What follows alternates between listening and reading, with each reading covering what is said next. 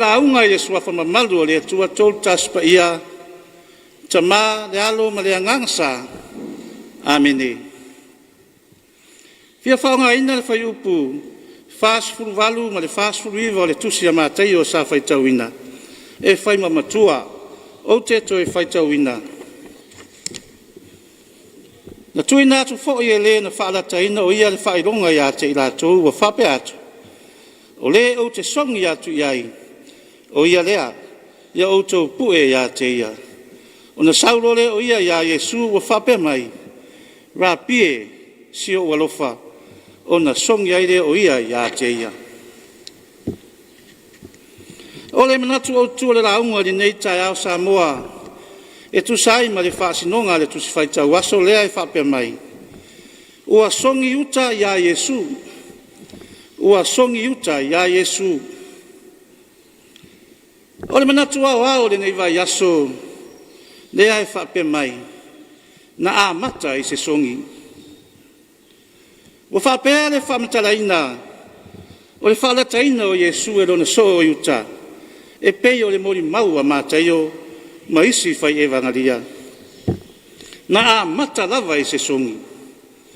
Awa o le songi atua yuta ia Yesu. O le songi faa whairoa i lava le tangata tau faa o le ole ma le tau lama lama. O le songi fo ia le tangata ola faa fōringa.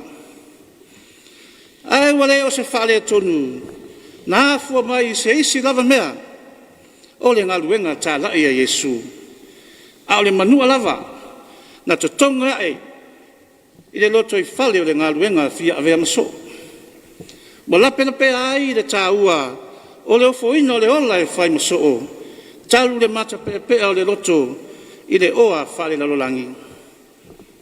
Ai ale mawhutanga mawhana whale ainga o le atua. E pe ona iai Yesu maha o awatu i ona so. Wa soa aso le mawhutanga. Wa wheluru whai fōi le alofa whale uso. Ai wa manunu a le to au fi ona o le songi ai uta. Manino le leida tala na whai tauina e tusa mo le mori maua mātaio. Awa o le taimi lava na a matai le ngaluenga tala ia Yesu. O le taimi fōi na a matai loa sa i ringa le au taulanga.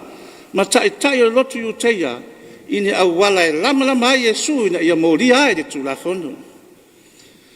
Ai o se tau mawhainga sa whau wao, whau pō. Ai o se fuafuanga fo i sa tau mate ai de ete, pe tau nuu, pe de ai. Awa, sa matua fiu lava le au tau lama lama, e tau sa iri se au wala e mai lei ai Yesu e tusa, ma tu la whana roma. Ai le i maua lava se mea i ona mori ai o ia. Ai o le awa noa la leo, na maua e uta, e whaatino ero na manao. I le au osi taulanga sili ma to e ina le nuu. Na te whaalata ai Yesu mo i lātou. Ua tau i atu ia yuta, le tolus furutu pe si liva. Ai alo i ona whaiwa whaasoo, e au mai ai Yesu i o lātou ruma. O lea lava na tau lau o le mana o yuta. Ai na a mata i le songi. O le tū lea wha ayutaia, e whailo ai ai le isi, ma le isi. Peitai. Ua le o lea le songi ai uta. Ua le o le wha whaira. Ai o le wha moe moe ia whasi o tia lava Yesu. Talo whae ia Yesu. Ua toe pa ia lava siona mata i siona lava lima. Le tangata na la mafuta ma miri tino whaatasi. Sa ai feo ai ma whaasoa whaatasi. Ai wane. A lele. Ua toe mua mua mai lava i le solo a tangata. Wo mai mapelu ma wa tongi wa peyo sa iringa o se pangota. Wa matu ya sana ngasala. E peyo le au terroristi ma le au whapapumu. Nea lava na fetala i a Yesu. Ai wa uma o na fua le lei le fuanga yuta. E peyo le fai upu wa fai mamatua. O le asongi ai. Ia pu e loa. Ma sai o ia tonu le na. Ai o le isi lea winga o le songi a yuta. O le songi whaatupu whaalave lave.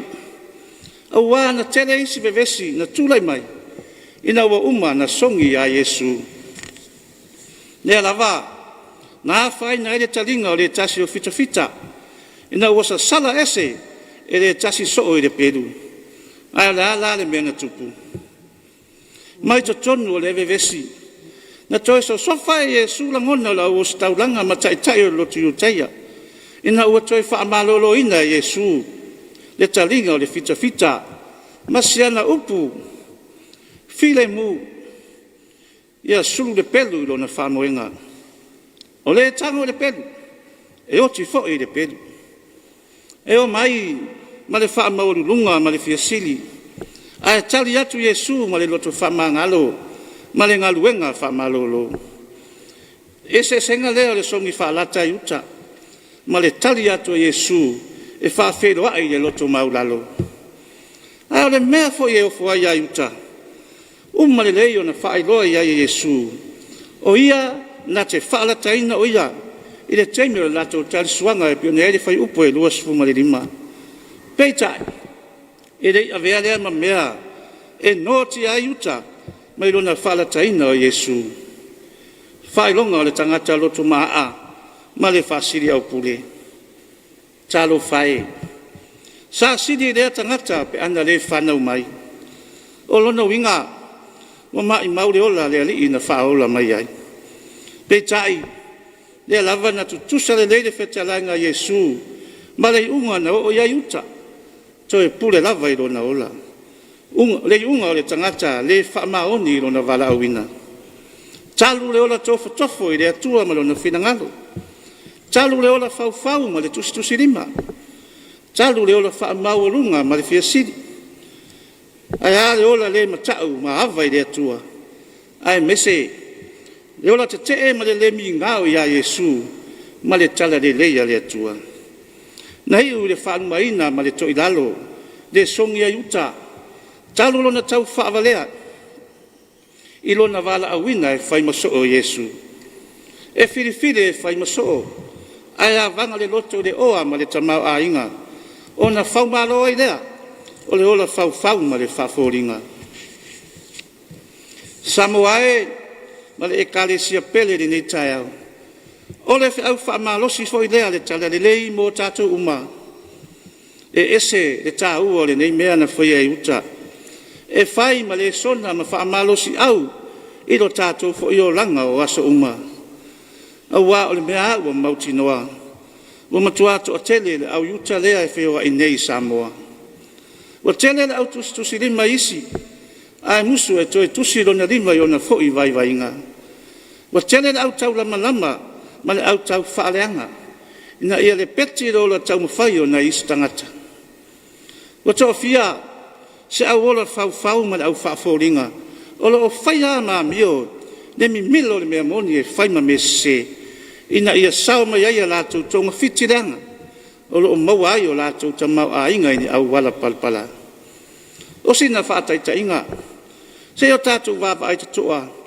i le sao o le ofi mai o le aisa ma sa sao whaafi pēa o whala au whaasaina o iaini o le fesili na whaafea o na sao mai i Samoa ni mea o le tali o le whaamaoni i tofi na tofi ai e pe o iuta a wā ai lava na a mata fo i se songi whaafedoa tūloa ma le tupe e o whea ngai ma nei ngā luenga ave lo i tua ma pusa o lo na nama i nei o loa i Samoa e au noa ama se siaki ina o le whamalosi le tala le lei Samoa wa ai ane a tātou whanau wa o i lātou nei o le a siri o na lamatia i nei suinga o mai Samoa ai le ngata i lea o le toa tele o le au tau whaavalea wa whai mamasani le ola pepelo ma le tau whaseseo na isi tangata le tua inga ia e whamoe le susua o upu e maire iai se mea o manao ai ai moa loa ngalo le alofa o le tangata sa te toma iai o ta tele foi te tonu o nuu mai kalesia le tu ai ngā songi lea o le whaafeiro ai maluru a au le lei ma whiofo ai upu o le whiaru whani ana ona ta